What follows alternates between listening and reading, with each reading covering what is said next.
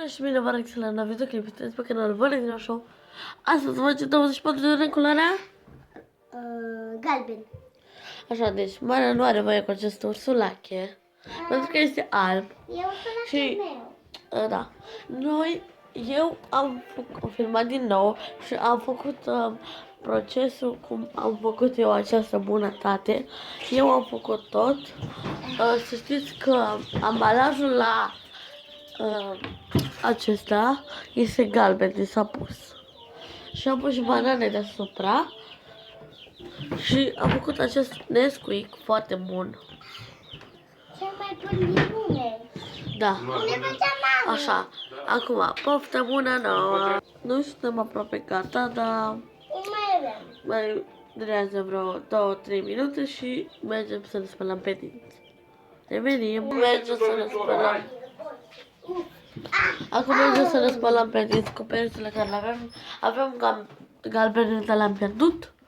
Și așa o să ne spălăm cu pereți în mov. Hai, spălat cu picioarele, da? Spălat pe dinți. Acum mergem să ne uităm la calculator. Galben. Mamă relaxată. Da, era. Uite ce pantaloni frumoși, roșii. Aha. Pantaloni ăștia mici. Ce-s astea? Comentarii. Nataliațele. Iată Ce aici. sală? Ce-s astea ale tale? Eu vreau să desenez. Mai e nevoie cu ele? Vreau să desenez. A, pune pe masă, te rog. Uite. Da, da. Vreau să mă joc. Joacă-te, mă. Așa. Plușii. Acum deschide calculatorul.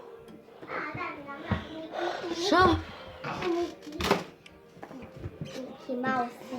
Nu prea avem cu ce să scrie în galben, dar... Papucele mici. Mara poți să te joci și eu le arăt oamenilor ceva.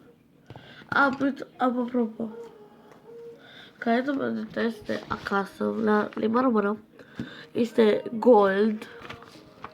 Este gold, e slipice holografic. Și smiley face-ul este galben. Așa, am scris o pagină. Da. Și acum o să încep să fac curat pe mine, că e dezastru. Revin când fac curat.